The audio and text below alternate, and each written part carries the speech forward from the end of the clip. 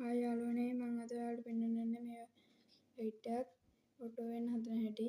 ඒ જાති සර්කිට් එක හදන හැටි තමයි මම ඔයාලට අද මේ වීඩියෝ එකෙන් පෙන්වන්න යන්නේ. මේ අපි වැඩ කතා නැතුව වීඩියෝ එකට යන්න.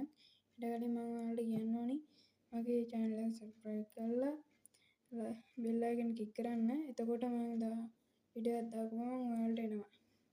අපි එහෙනම් යමු වීඩියෝ එකට. අපි එහෙනම් බලමු මේ බල්බ් දැල්වෙන ආකාරය.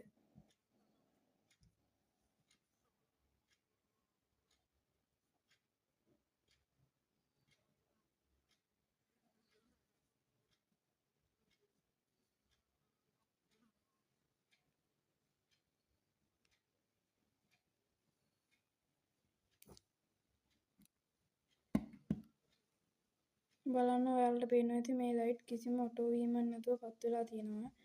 අපි මේ හදන්න යන්නේ දැන් මේ ලයිට් එක ඔටෝ වෙන විදිහට අපි හදමු දැන්. ඒකට ප්‍රධාන වශයෙන් වෙන්නේ මේ වගේ RGB ලයිට් එකක්. මේ RGB ලයිට් එකේ ධන පින් එකට මේ ලයිට් එකේ ඍණ පින් එක සම්බන්ධ කරන්න ඕන. අපි දැන් සම්බන්ධ කරමු.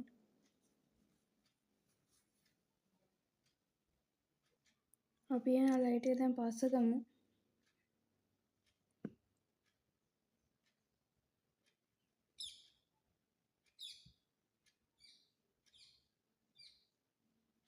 මම දැන් ලයිට් එක පාස්ස ගත්තා. බලන්න මේකේ ඍණ පින් ධන පින් එක RGB ලයිට් එකේ ධන පින් එක මම LED ලයිට් එකේ ධන පින් එක මේ 12 වෝල්ට් ලයිට් එකේ ඍණ පින් එකට පාස්ස ගත්තා. දැන් RGB ලයිට් එකේ ඍණ පින් එක ඉතුරු වෙලා තියෙනවා. දැන් අපි ඔයාලට පුළුවන් මේක 12 වෝල්ට් සප්ලයි එකකින් දෙන්නත් 12 වෝල්ට් බැටරි එකකින් උනත් දෙන්න පුළුවන්. ඒ දෙකෙන් දුන්නට ප්‍රශ්නයක් නැහැ. ඔයාලට දැන් අපි මේ ලයිට් එක මේ සප්ලයි දීලා බලමු.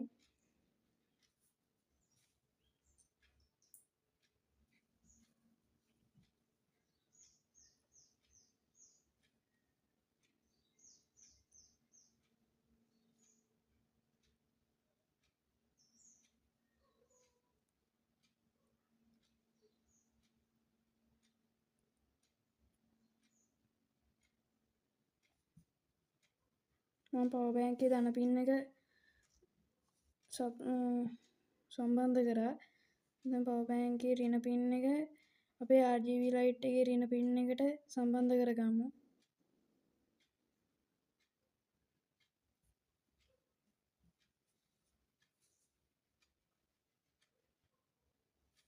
මම මේ පවර් බැංක් එකේ ඍණ පින් එක අපේ RGB ලයිට් එකේ ඍණ පින් එකට මම පාස්ස ගන්නවා එක.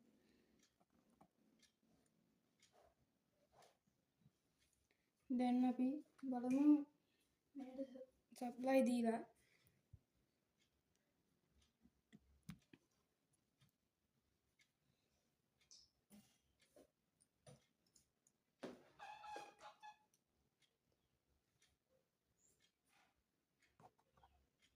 බලන්න අපේ ලයිට් එකයි RGB ලයිට් එක පත් වෙන ආකාරය.